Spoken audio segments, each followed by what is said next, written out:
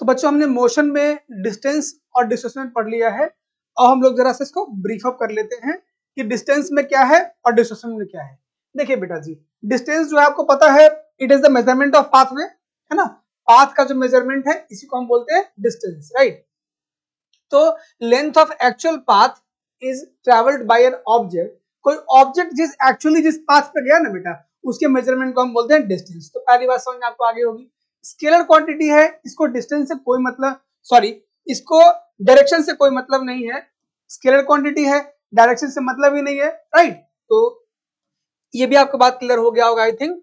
अब आती है थर्ड बात है, third point, it remains positive, can't be zero and negative. तो मतलब डिस्टेंस हमेशा पॉजिटिव रहता है, या तो कभी जीरो होता है और ना निगेटिव होता है। जीरो कैसे होगा? जब पाथ मेजरमेंट है बेटा, तो आप चलोगे तो कुछ ना कुछ पाथवे कवर करोगे, उसके मेजरमेंट को जब नापेंगे तो कुछ ना कुछ तो वैल्यू आएगा, तो ऑलवेज क्या आएगा? पॉजिटिव वैल्यू आएगा। जीरो नहीं हो सकता। अगर ऑब्जेक्ट मोशन में है तो उसका कभी भी डिस्टेंस जीरो नहीं आ सकता। ओके बेटा जी, चलिए इतनी बात तो हो गई है। हम लोग लास्ट पॉइंट पढ़ते हैं, इसमें क्या है बोलिए, distance can be equal to displacement in linear path. ये बड़ी अच्छी बात है, देखिए समझिएगा जरा ध्यान से। मैं आपको बताना चाहता हूं, मान लीजिए तो ऑब्जेक्ट अगर स्ट्रेट लाइन पाथ पे चलता है, ठीक है, ये पॉइंट ए है और ये बी है, ए से बी तक ट्रैवल किया है कोई ऑब्जेक्ट, तो आप देख पाएंगे जब एक्चुअल पाथवे क्या है बोलिए, ये आपका ए टू बी है, तो पाथवे यही है, तो हम क्या बोलेंगे? डिस्टेंस इज इक्वल टू क्या बोलिए? A B. Distance A B है, वेरी गुड, क्योंकि इस पाथ से गया है तो डिस्टेंस वही रहेगा। And what about the, and the next one is what about displacement, क्या कहना चाहोगे? तो डिस्प्लेसमेंट क्या होता है बेटा जी बोलिए तो? डिस्प्लेसमेंट है इनिशियल और फाइनल पोजीशन के बीच का शॉर्टेस्ट डिस्टेंस। तो ये मेरा ए क्या है बोलिए? इनिशियल पोजीशन, ठीक है, और बी क्या था बोलिए? Final position. तो B is the final position. तो इनिशियल और फाइनल के बीच का शॉर्टेस्ट डिस्टेंस, शॉर्टेस्ट डिस्टेंस कैसे निकालेंगे आप? दोनों पॉइंट को मिला देंगे स्केल से, तो जो स्ट्रेट लाइन आएगा वो क्या होगा? Shortest path. दो पॉइंट के बीच का शॉर्टेस्ट पाथ निकलता ही है स्ट्रेट लाइन बनाने से, राइट। उसके अलावा और कोई शॉर्ट पाथ हो नहीं सकता। तो इनिशियल और फाइनल को जब ज्वाइन कर देंगे आप स्केल से, तो जो पाथवे आया है वो शॉर्टेस्ट डिस्टेंस है। तो डिस्प्लेसमेंट इज ऑल्सो क्या? ए बी हो जाएगा। शॉर्टेस्ट पाथ तो यही है। जब आपका स्ट्रेट लाइन मोशन है ना, तो स्ट्रेट लाइन मोशन के अंदर, मतलब जब कोई स्ट्रेट लाइन मोशन हो, एक सीधी लाइन पे मोशन होता है, तो उस कंडीशन में क्या होगा बोलिए? Displacement is equal to distance. ये बहुत इंटरेस्टिंग फैक्ट है कि भाई अगर हम देखें डिस्टेंस एंड डिस्प्लेसमेंट, तो ये इक्वल कब होता है बोलिए? Only when object travels on the straight line, ठीक है। जब कोई बॉडी स्ट्रेट लाइन पाथ पे मूव करेगा तो उस कंडीशन में डिस्टेंस एंड डिस्प्लेसमेंट दोनों बराबर होता है। ऑलराइट, ये हमकी बात समझ में आ गई है। चलिए आगे चलते हैं, ठीक है। अब वही सब पॉइंट किसमें है? डिस्प्लेसमेंट में। तो shortest length between initial and final position, vector quantity है बेटा जी ये। अच्छा, it can be positive, positive तो नॉर्मली हो ही सकता है अगर किसी स्ट्रेट लाइन पाथ पे गया है ये और ओरिजिन के इस तरफ ट्रेवल करता है। देखिए ये जीरो है और ये नंबर लाइन के इस, हमने मैथ्स में पढ़ा हुआ है कि किसी नंबर लाइन पर राइट हैंड साइड पे क्या होता है बोलिए? पॉजिटिव, जो मैंने बताया आपको, और लेफ्ट हैंड में क्या होता है बोलिए? Negative.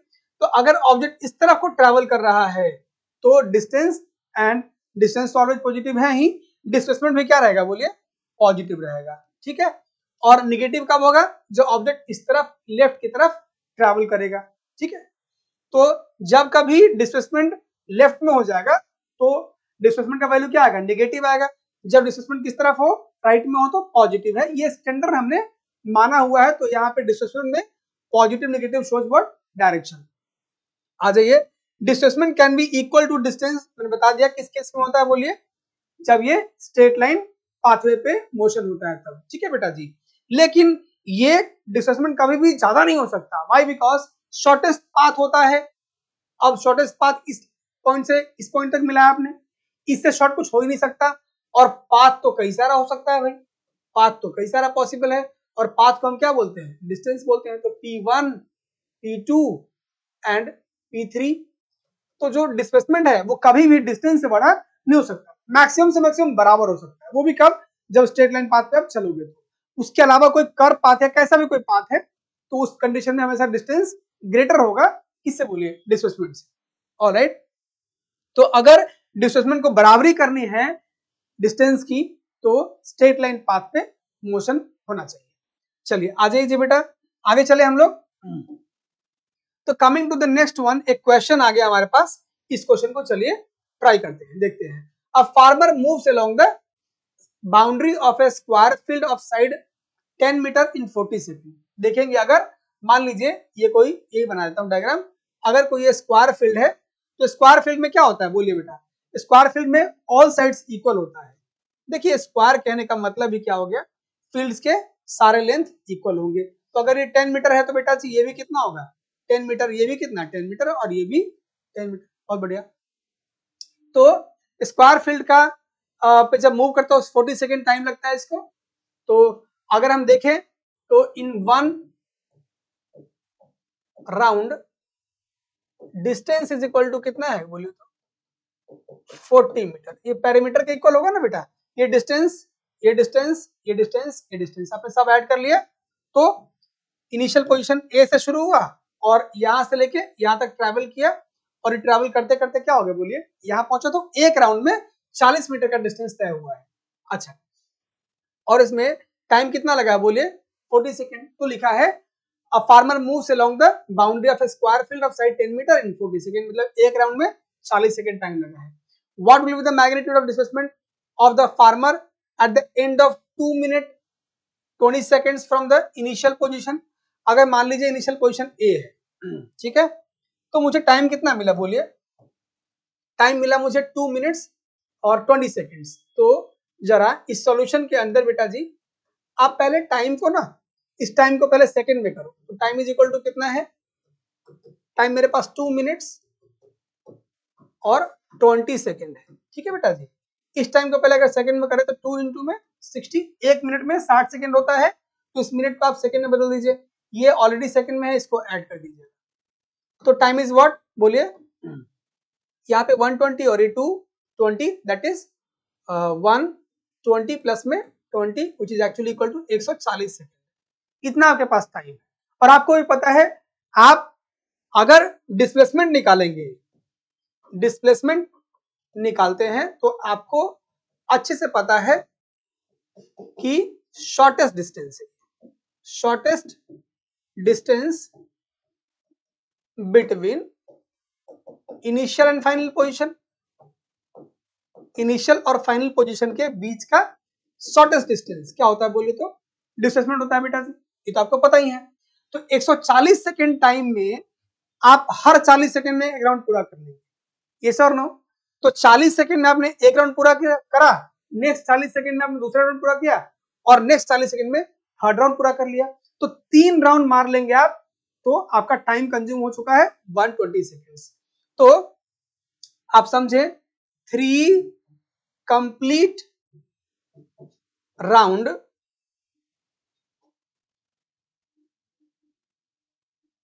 Time is equal to, in 3 complete round time is equal to कितना 120 सेकेंड। 120 सेकेंड लग गया है 3 कंप्लीट राउंड मारने में। तो अल्टीमेटली टाइम कितना आपके पास है, 3 राउंड में अगर मैंने ए से शुरू किया तो वापस एक पहुंच गया, तो तीनों राउंड से मतलब आपका नहीं है। Why, because initial final position तीनों राउंड में सेम हो गया है। आप यहाँ से चले, वापस यहाँ पहुंच गए, फिर वापस यहाँ पहुंच गए, तो ऐसे करते करते 3 राउंड लगा, और अभी आप किस पोजीशन पे है, ए पे आ चुके हैं। मतलब after 3 round you are at the position of A. अच्छा 20 सेकेंड लगा, तो 20 सेकेंड में आप जब 40 सेकेंड में पूरा दूरी तय करेंगे तो 20 सेकेंड में आप ऑब्वियसली यहां पहुंचेंगे। यस, तो time left equal to 20 second, in 20 second displacement is equal to A B, जो मैंने ए यहां मेंशन किया है और बी में यहां मेंशन किया है। तो इसके बीच का शॉर्टेस्ट डिस्टेंस ये है, ये डायगोनल के इक्वल है ना, डायगोनल होता है बेटा जी।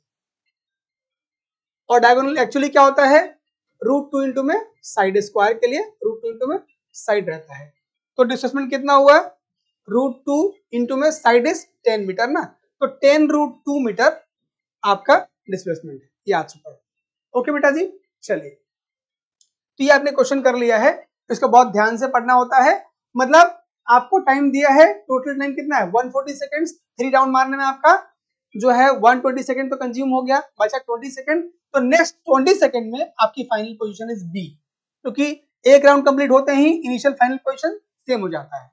ठीक, तो ऐसे 3 राउंड जब कंप्लीट हुआ तो भी इनिशियल फाइनल पोजीशन सेम हो गया है। राइट बेटा जी, चलिए आगे चलते हैं। अब आते हैं, एक क्वेश्चन और है, देखिए ये क्वेश्चन क्या बोलता है। ये क्वेश्चन हमसे कहता है कि which of the following is true for displacement. तो आप खुद भी लगा सकते हैं, इट कांट बी जीरो। क्या डिस्प्लेसमेंट जीरो नहीं हो सकता? ऑब्वियसली हो सकता है। जैसे 3 राउंड अभी मारा था, अगर आप एक राउंड यहां से चले, वापस घूम के इसी में पहुंच गए, तो ए और बी इनिशियल पोजीशन क्या, इनिशियल एंड फाइनल पोजीशन क्या है, सेम हो जाएगा। तो उस कंडीशन में displacement can be zero, yes और नो। तो ये हो गया आपका फॉल्स स्टेटमेंट। डिस्प्लेसमेंट जीरो हो सकता है अगर इनिशियल फाइनल पोजीशन सेम हो। ठीक है, तो अगर मैं लिख देता हूं यहाँ पे, displacement equal to zero if initial and final position is same. अगर इनिशियल फाइनल पोजीशन सेम है तो उस कंडीशन में displacement can be zero. Sorry, its magnitude is greater than the distance traveled by the object।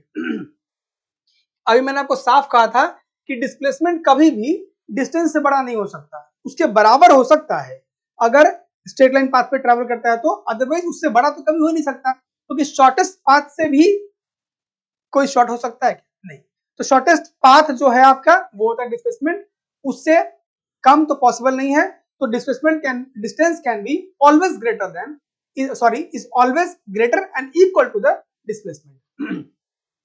तो magnitude of, if its magnitude मतलब magnitude of displacement is greater than distance, ये तो possible बिल्कुल भी नहीं है, ये भी क्या हो गया, फॉल्स हो गया।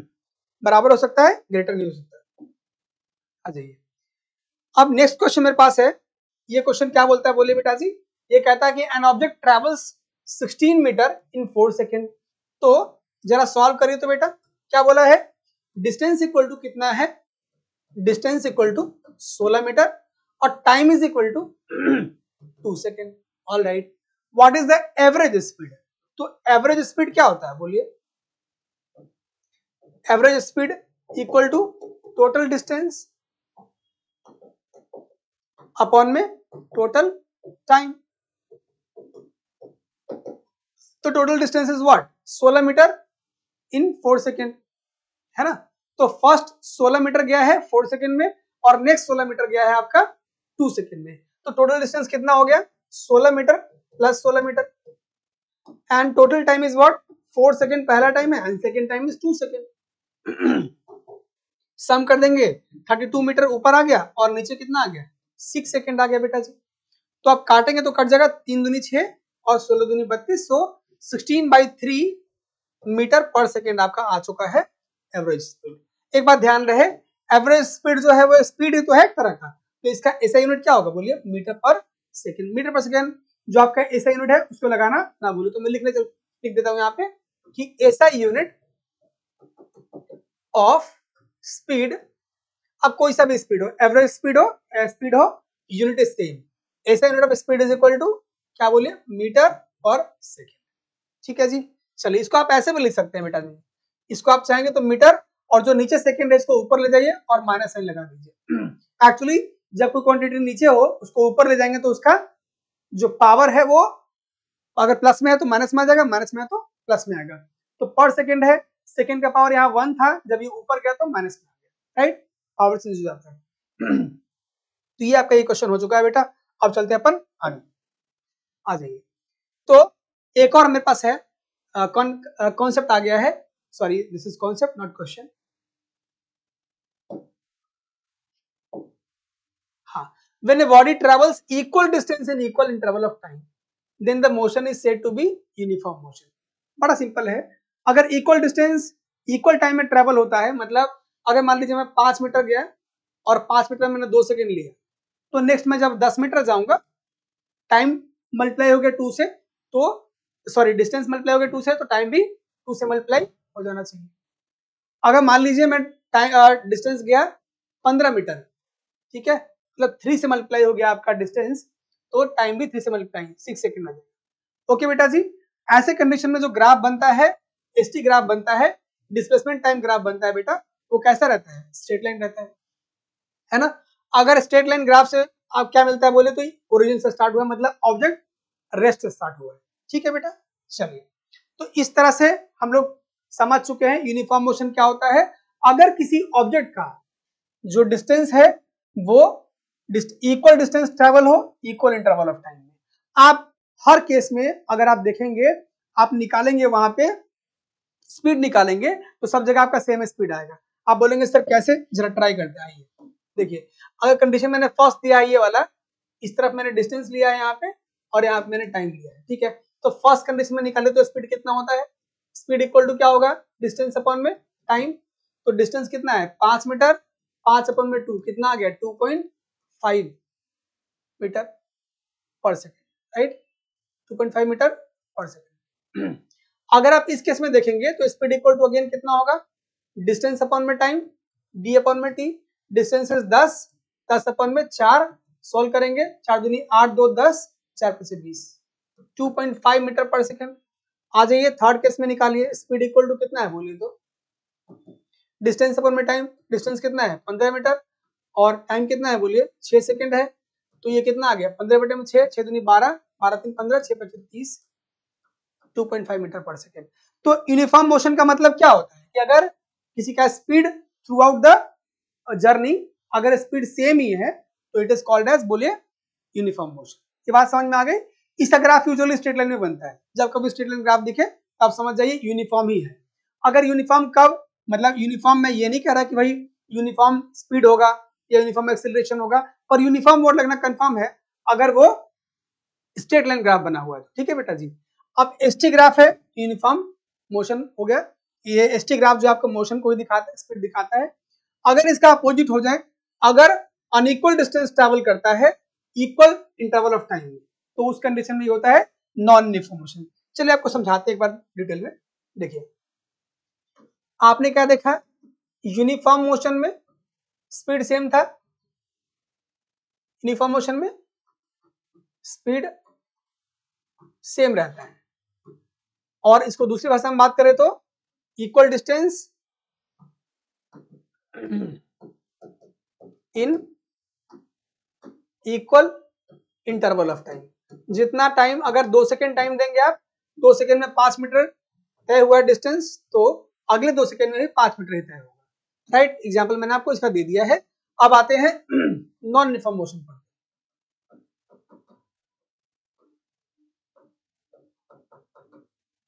तो बेटा जी ये क्या है? Speed not same, speed same आपका नहीं आएगा। सड़क पे चलने वाली सभी गाड़ियां बेटा कभी तो फास्ट चलती है और कभी स्लो चलता है, एज पर ट्रैफिक ये होता है।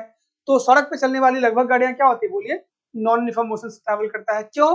क्योंकि वहां पे इसको हम कैसे बोलेंगे? Unequal distance, unequal distance in equal interval of time.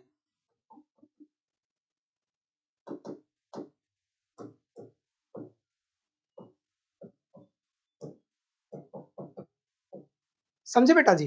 अब देखिए एक एग्जांपल लेते हैं बेटा। अगर मान लीजिए मैं 5 मीटर गया 2 सेकंड में, सड़क खाली था बिल्कुल, 5 मीटर पहुंच गया 2 सेकंड में, जूम।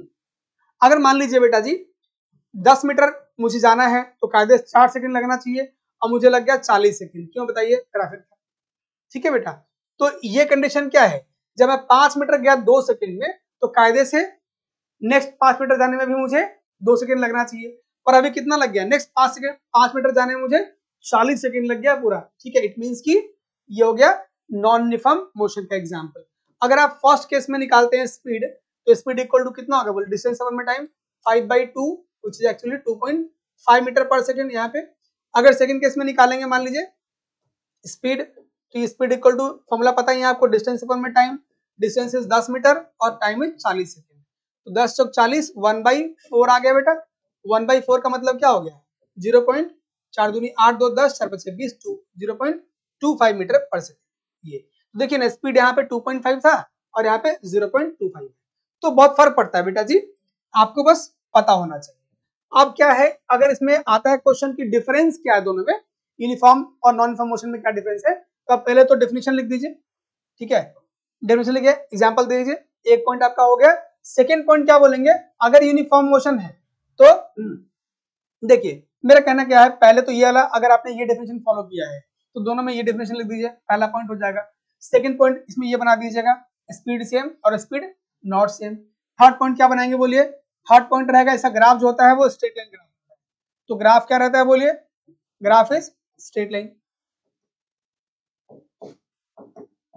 और यहाँ पे क्या रहता है, नॉट स्ट्रेट लाइन ग्राफ, है ना, कर्व हो सकता है, ठीक है, तो ग्राफ कैसा होगा बोलिए, कर्व। तो ये आप 2-3 पॉइंट लिख के रखिए, वैसे क्वेश्चन शॉर्ट ही आता है इसका, 2 मार्क्स का क्वेश्चन बनेगा, ज्यादा कुछ में होता नहीं है, ठीक है बेटा जी। चलिए, वैसे इतना सिंपल क्वेश्चन पूछता नहीं है पर फिर भी आ सकता है, ओके। चलिए आ जाइए बेटा जी, अब स्पीड बोलता है, व्हाट इज स्पीड, आपको जस्ट अभी मैंने सिखाया कि डिस्टेंस अपॉन में टाइम लिखा हुआ है, तो ये जो फॉर्मूला है ना, अगर फॉर्मूला आपको याद है बेटा जी, तो इससे आप डेफिनेशन तैयार कर सकते हैं। क्यों बताइए, कि ऊपर क्या है डिस्टेंस और नीचे क्या है टाइम, तो मैं तो इतना ही कहूंगा बेटा आपको कि अगर आपने फॉर्मूला याद करा हुआ है तो आपको डेफिनेशन याद करने की जरूरत नहीं है। Speed equal to distance upon में टाइम, बच्चे को पता है ये बात, सुनिए। तो अगर ध्यान दे तो ऊपर क्या है डिस्टेंस और नीचे है टाइम, तो जो ये बीच वाला लाइन है ना बेटा, इसको हम बोलते हैं पर यूनिट, क्या बोलते हैं बोलिए, इस बीच वाली लाइन को हम बोलेंगे पर यूनिट। और डेफिनेशन तैयार हो गया इसका, कैसे बोलेंगे, ऊपर क्या है डिस्टेंस, द डिस्टेंस, और नीचे वाले में आना है तो पहले पर यूनिट को पार करना पड़ेगा, तो लिखिए डिस्टेंस ऊपर है और नीचे फिर पर यूनिट लगा दीजिए, पर यूनिट, और नीचे वाली क्वांटिटी क्या है टाइम, तो distance per unit time is called as speed. हो गया बेटा जी, तो ये आपका डेफिनेशन हो गया है। स्पीड में ऊपर क्या है डिस्टेंस, नीचे क्या है टाइम, तो आपको तो पता ही है what is the SI unit, standard unit की बात हो रही है, तो SI unit is metre per second. Distance का एसआई यूनिट क्या होता है मीटर, और ऐसा क्या होता है सेकेंड, फिर पर यूनिट भी तो है, तो मीटर पर सेकेंड आ जाएगा एसआई यूनिट। अब आ जाइए नीचे बेटा, ये आपको लिख कर दिया हमने, नीचे आ जाइए, if a body is executing uniform motion then there will be a constant speed, speed same रहता है, ये भी आपको मैंने बता दिया है। if a body is traveling with non uniform motion, अगर नॉन यूनिफॉर्म मोशन से ट्रैवल कर रहा है तो वैसे कंडीशन में एवरेज स्पीड आपको निकालना पड़ेगा, है ना, तो average speed is distance, total distance अपन में टोटल टाइम, जो ये भी मैंने आपको पीछे सिखा दिया है। आ जाइए बेटा जी, अब आते हैं, एक प्यारा सा क्वेश्चन है, देखिए आपसे बनता नहीं बनता, लेट्स ट्राई। देखिए, the odometer of A car reads 2000 kilometre at the start of the trip, trip start किया तो हमारे जो गाड़ी का ओडोमीटर है, ओडोमीटर क्या होता है वैसे तो आपको पता होगा, ओडोमीटर होता है जो गाड़ी में देखा होगा आपने, जहां पे टाइम डिस्टेंस दिखाता है कि भाई 50 किलोमीटर हो गया, 100 किलोमीटर हो गया, तो उसे क्या बोलते हैं ओडोमीटर, ठीक है। तो odometer is the device, the electronic meter showing distance is called odometer। तो ओडोमीटर में तो आप डिस्टेंस देखते हैं, ओके बेटा जी, और जब ओडोमीटर पढ़ लिया तो लगे यहाँ पे स्पीडोमीटर भी जान लीजिए। स्पीडोमीटर क्या होता है बोलिए, स्पीडोमीटर में आप स्पीड देखते हैं, ठीक है, तो सेम चीज, डेफिनेशन बिल्कुल सेम रहेगा, the electronic device used to see the speed is called as speedometer। तो जिसमें आप स्पीड देखते हैं ना बेटा, उसे क्या बोलते हैं स्पीडोमीटर। ध्यान रखिएगा, अब जब कभी गाड़ी में, स्कूटी में या कहीं भी जाएंगे आप, ठीक है, तो जरूर देखिएगा उसमें मीटर, जिसमें मीटर में आपको डिस्टेंस भी दिखाएगा और स्पीड भी दिखाएगा। अब जो स्पीड दिखाए वो क्या है, स्पीडोमीटर, नाम से जाहिर, इसमें करना ही क्या है, स्पीडोमीटर में स्पीड दिखाएगा और ओडोमीटर ले दे के बच गया, तो स्पीड और डिस्टेंस दो ही तो बातें हैं देखने समझने सुनने लायक। तो डिस्टेंस दिखाने के लिए ओडोमीटर और स्पीड दिखाने के लिए स्पीडोमीटर, बस इतनी सी बात। ओके डन, चलिए जी। तो हमारा डिस्टेंस जो ट्रेवल हुआ है, देखो भाई कोई चला के लाया गाड़ी को 2000 किलोमीटर पर, तो ये हमारा टंटा नहीं है। हमें तो जब गाड़ी हाथ में मिला तो 2000 किलोमीटर गाड़ी ऑलरेडी ट्रेवल कर चुकी है। जब हमने ट्रिप स्टार्ट किया उसके बाद, ट्रिप खत्म होने के बाद देखा तो 2400 किलोमीटर हो चुका था। तो डिस्टेंस कितना हो गया? 2400 किलोमीटर। तो फिर मैंने राइड एंड किया, ट्रिप एंड हुआ और शुरू किया था तो 2000 किलोमीटर रीडिंग था उसमें। तो जो हमने ट्रेवल किया है डिस्टेंस वो है सिर्फ और सिर्फ 400 किलोमीटर। तो 400 किलोमीटर का पैसा बनता है, उतने खरीदेंगे। ये सर नो। अब भाई कोई बोले 2400 किलोमीटर का पैसा तो क्यों दे भाई, हैं? जब डिस्टेंस हमने सिर्फ 400 किलोमीटर ट्रेवल किया है तो उसी के पैसे लो ना। यस, तो आ जाइए। It took 8 hours. टाइम कितना लग गया बोले तो? टाइम लग गया आपका 8 hours. All right, calculate the average speed of the car in kilometer per hour and meter per second both. बहुत बढ़िया, अच्छा है। तो अगर हम स्पीड निकाले, सबको पता है, पूरी दुनिया जहान को पता है, स्पीड इक्वल टू डिस्टेंस अपन में टाइम होता है। यस और नो? डिस्टेंस इज 400 किलोमीटर और टाइम इज कितना बोलिए तो 8 आवर्स। चलिए, तो 8 बजे 40 इट इज 50। ठीक है जी, तो 50 किलोमीटर पर आवर ये आपका आ चुका है। क्या बोलिए तो बेटा जी, ये आ गया है आपका स्पीड। लेकिन स्पीड किसमें है? Kilometre per our. अब मैं कहूंगा आपको एक बात तो याद कर लो बेटा जी, याद कर लीजिए कि अगर आपको किलोमीटर पर आवर से कभी भी जाना हो मीटर पर सेकंड में, तो आप करेगा मल्टीप्लाई 5/18 से। ठीक है, अगर आप किलोमीटर पर आवर में 5/18 से मल्टीप्लाई कर देंगे तो वो मीटर पर सेकंड बन जाता है। अगर बेटा जी इसका उल्टा आते हैं, मीटर पर सेकंड से जाना है किलोमीटर पर आवर से आवर में, तो इसको इसको मल्टीप्लाई करेगा उल्टा, दैट इज मल्टीप्लाई बाय 18/5, इसे मल्टीप्लाई करेगा। ठीक है, ये आपका काम बन जाएगा। ठीक, ये कहां से है मैं बता दूंगा, अभी जस्ट बता दूंगा, आप परेशान ना होइए। आप तो बस अब याद रखें, किलोमीटर पर आवर से मीटर पर सेकंड में जाना हो तो 5/18 से मल्टीप्लाई करेंगे, मीटर पर सेकंड से किलोमीटर पर आवर में आना हो तो 18/5 से मल्टीप्लाई करना। ऑल राइट, यस, आ जाइए। तो अभी जरा हम अपने क्वेश्चन को सोल्व करें। Speed in metre per second equal to कितना होगा? 50 multiplied by 5/18 metre per second में आ चुका है। ये कितना बन गया बोले तो? ये बन गया आपका 25 दूनी 50 और 9 दूनी 18, 125/9 metre per second.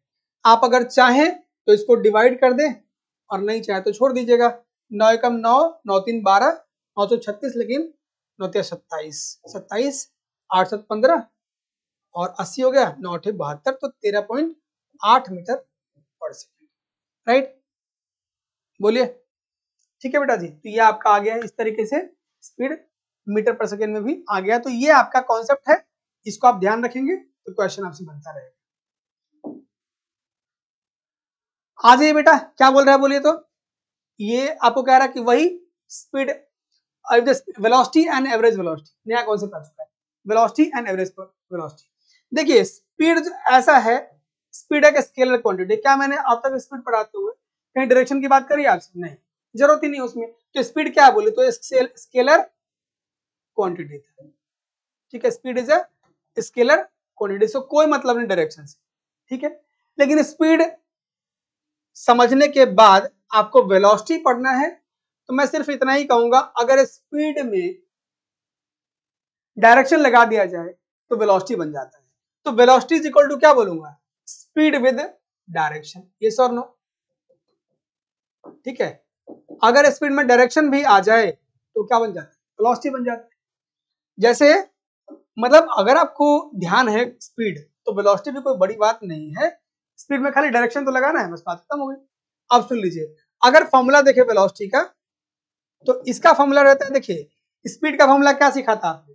Speed equal to था डिस्टेंस अपॉन में टाइम।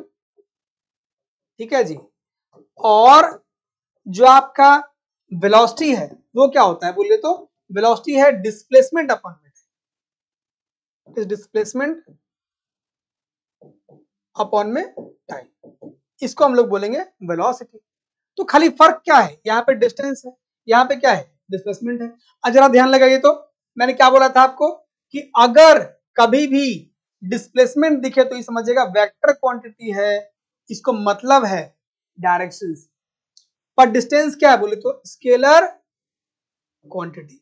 तो ये स्केलर क्वांटिटी से तो स्केलर ही आएगा ना बेटा, और वेक्टर वाली क्वांटिटी से वेक्टर आ जाएगा। तो वेलोसिटी वेक्टर क्वांटिटी हुआ ना, क्योंकि इसमें डायरेक्शन भी है। और इसका सबूत कहां मिलता है, formula is what, displacement upon में टाइम। तो डिस्प्लेसमेंट क्या है, वेक्टर क्वांटिटी, तो इसलिए वेलोसिटी भी क्या है बोलिए, वेक्टर क्वांटिटी हो जाता है।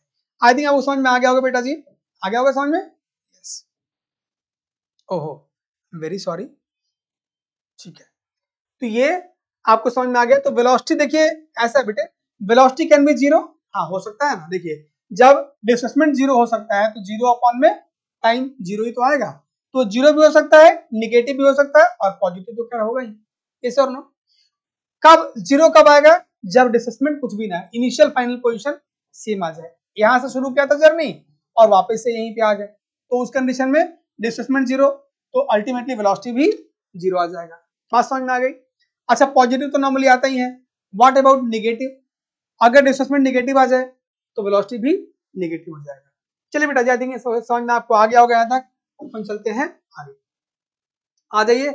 Usha swims 90 meter. अच्छा एक बात कहते चलूं मैं आपसे, अगर कॉन्सेप्ट आपसे पूछे कि एवरेज वेलोसिटी निकालने के लिए आ जाए तो आप समझ लीजिएगा इनिशियल वेलोसिटी प्लस में फाइनल वेलोसिटी अपॉन में 2 करना मत भूलिएगा, ठीक है जी। चलिए तो ये फॉर्मूला किसका है बोले तो एवरेज वेलोसिटी का फॉर्मूला है। तो ये भी ध्यान रहे, उधर एवरेज स्पीड में क्या था बोले तो, मैं जरा रिवाइज कराते हुए चलूं आपको। Average here, average speed equal to, हमने पढ़ा था टोटल डिस्टेंस। वैसे स्पीड का होता है डिस्टेंस बटे में टाइम, अगर एवरेज लगाते तो टोटल वर्ड लग जाता है, टोटल डिस्टेंस अपॉन में टोटल टाइम। बड़ा प्यारा सा ये फॉर्मूला इसका है, ठीक है। तो ध्यान रहे, यहाँ पे तो टोटल की बात हो रही थी, टोटल डिस्टेंस बटे में टोटल टाइम, पर यहाँ पे क्या है, इनिशियल वेलोसिटी प्लस में फाइनल वेलोसिटी अपॉन में 2। इसको हम प्यार से लिखते हैं एवरेज शॉर्ट में velocity equal to u plus में v अपॉन में 2। अब बोलोगे ये क्या बवाल है, बवाल वाल कुछ नहीं बेटा। u का मतलब क्या होता है, इनिशियल वेलोसिटी, ये आपका है इनिशियल वेलोसिटी, और v क्या है, फाइनल वेलोसिटी। अरे सिंबल है भाई, कुछ ना कुछ तो चाहिए लेटर सिंबलाइज करने के लिए। तो v जब वेलोसिटी होता है तो फाइनल वेलोसिटी को v से डिनोट कर दिया है।